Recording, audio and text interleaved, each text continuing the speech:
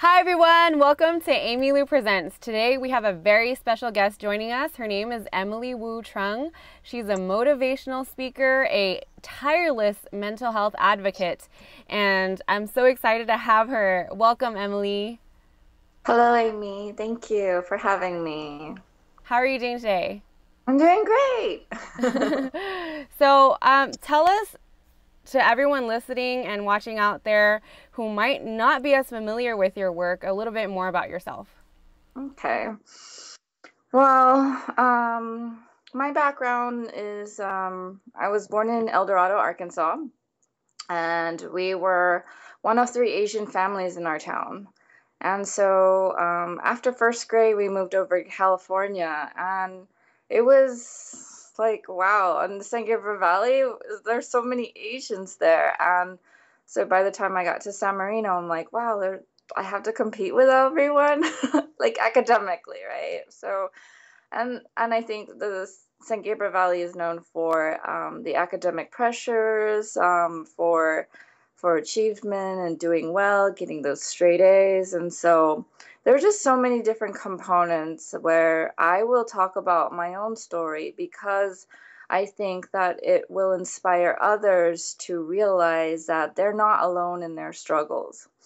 I didn't feel like I had a role model when I was growing up, and now that I am much older, I've been able to transform my my issues of just internalizing criticism, rejection, and turning them into life lessons, turning them into wisdom, and making me the stronger person that I am today. And so now I'm a motivational speaker. I was diagnosed with depression and anxiety, but really, without my depression, I really would not be able to, you know, be the person, the stronger person I am today. The picture of me before when I was growing up, I had low self-esteem. I didn't know how to encourage myself. I had suicidal thoughts in different times in my life.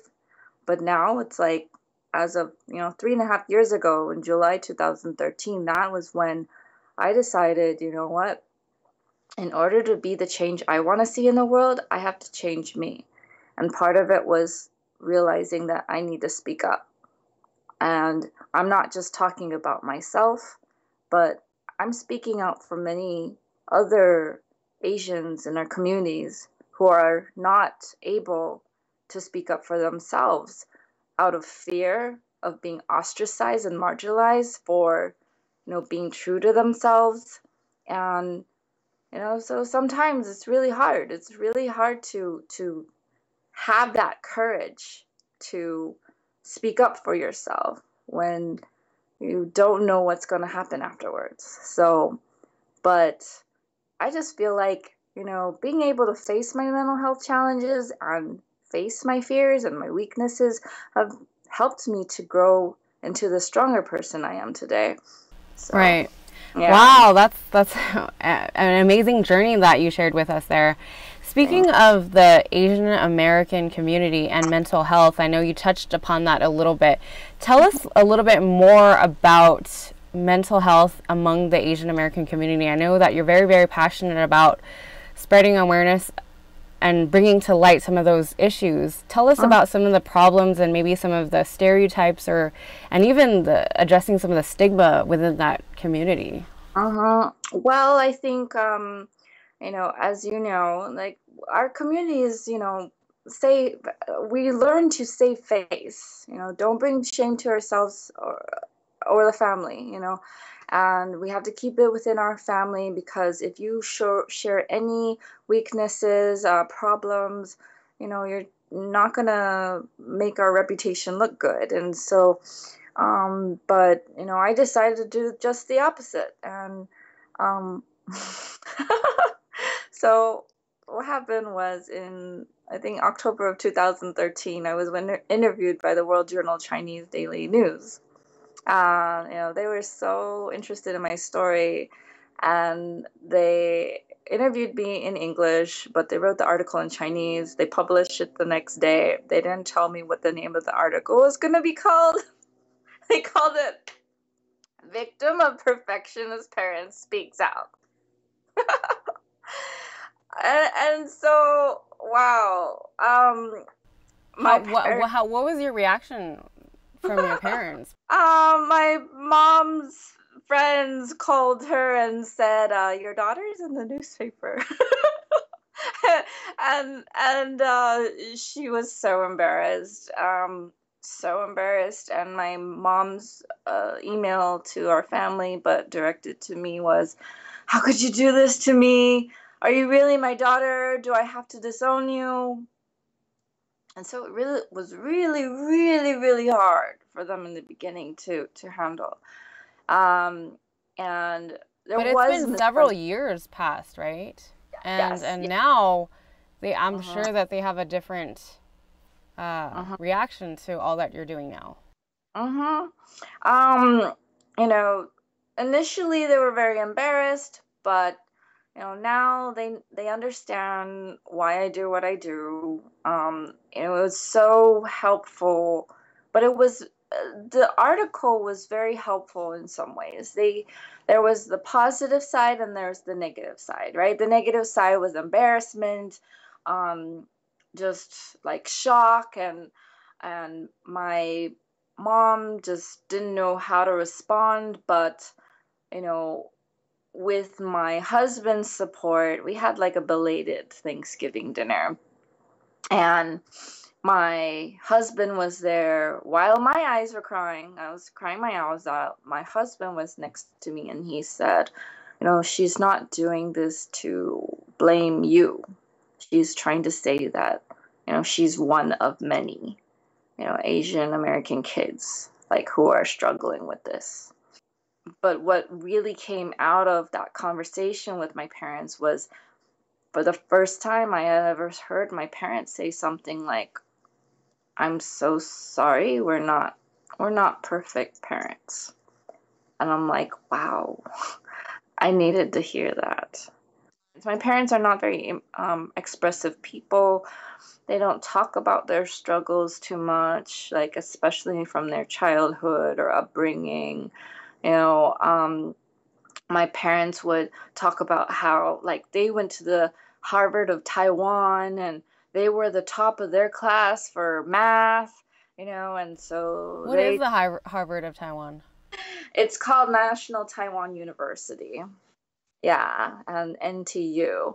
And so, when you tell your children things like that, there's kind of an underlying meaning, oh, because we got up here, we want you to get up there, and we want you, and excel. And I mean, I'm the youngest of three. My brother got the straight A's. My sister got the straight A's till high school. Me, and I didn't really get the straight A's so much growing up. So, I never felt I just thought my parents may not love me as much because I don't have those grades, So, and I internalized that. But, fast forward now today, ever since I started getting accolades for the work that I do, being able to speak at USC, UCLA, UC Irvine, UC Berkeley over Skype, Azusa Pacific University, different high schools, and being able to speak in front of law enforcement, getting the 2015 Woman of the Year award from Senator Ed Hernandez, being invited by Congresswoman Grace Napolitano to be a guest speaker for her mental health consortium meeting. So it's just I think my parents are finally seeing oh, okay, she's doing something. They're coming around. Yeah. We're actually in March, which is Women's History Month, and I just wanted to know, Emily, yes, for the young women out there that are listening and watching, what advice would you give for those that might be struggling with a mental illness or maybe with self-esteem or self-confidence, And maybe even just finding themselves, you know. And I know that, you know, you've gone through a lot in your life, and you know, you've had a long, amazing journey. So what advice, what word of wisdom could you give to those women out there? So there's a spoken word that I had written back in February 2009, and it's called "We Are All Works in Progress." So this is how it goes. Know how to help yourself before you can truly help anyone else. Set an example for others if you know how. However, I know that this is a lifelong learning process, so you don't have to be perfect because we are all works in progress. There are lessons to be learned in everything that we face from day to day. Without these lessons, we don't challenge ourselves to be better than who we already are. So work on being the best person you can be. See your true potential in life. Know that you don't have to have all the answers right now. It takes time to find the answers to life. So just chill and relax from time to time. Take a moment to breathe and just be with yourself. Know that you were meant for success in this life. You can reach your highest potential if you just believe in it. I have confidence in yourself. I have confidence in you. And so I wrote that spoken word because, you know, growing up, I was always really good at encouraging other people. Oh my gosh, but I was so bad at encouraging myself, you know?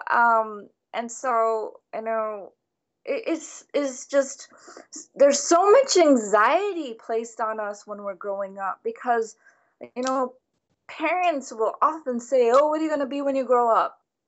Wow, there's so much anxiety in that Yeah, question, a lot of right? pressure. And it's just like, you know, because of that, I used to think that I was a nobody because I didn't have a full-time job nor a master's degree. And I thought that I was only somebody if I had either of those two. But that is false. We are each somebody. We are a sister, brother, daughter, son, friend. We have purpose from each day to day. Because when an adult asks you, what do you want to be when you grow up? What do you want to do with the rest of your life? There's so much to do with the rest of your life. You can have so many plans, you know, but if you don't concentrate to appreciate the here and the now, you know, that question can often make you think about what do I not have and make you so depressed, right? Instead of thinking about, well, what do I do have today? What am I able to do today? Thinking about your abilities instead of disabilities, Yeah. right? I think a lot of men and women can learn from that. Uh-huh, uh-huh. So I Most know so I know that you have a lot of exciting updates and events coming up. Tell us how we can learn about that. So the best way to follow me is on Facebook. So facebook.com/MLEWU. And if you go into the events section, you'll see all the different events that I'll be speaking at or I'll be tabling at. I have a speaking engagement at UCLA. I'm going to be one of the keynotes and I'm going to do a My workshop alma there. mater. Yeah, go Bruins. So yeah, the students are organizing that mental wealth conference on April 8th. I'm also organizing different things in May because May is Mental Health Awareness Month, and also May is Asian Pacific American Heritage Month as well. So, Speaking of mental health, I'm rocking my lime green today. yay! For mental We health both awareness. are. Yay! So I just want to thank you so much, Emily, for spending a few minutes with us. We really, really appreciate it. And so check out Emily on her Facebook page. And I just want to thank everybody out there for watching and listening to Amy Lieu Presents. Check us out on youtube.com/AmyLieuMedia. Subscribe if you like what you see. I just want to thank everybody out there. Again, I really appreciate your support. And my social media handle is @AmyLieuMedia. So follow me for the latest updates. Thank you so much.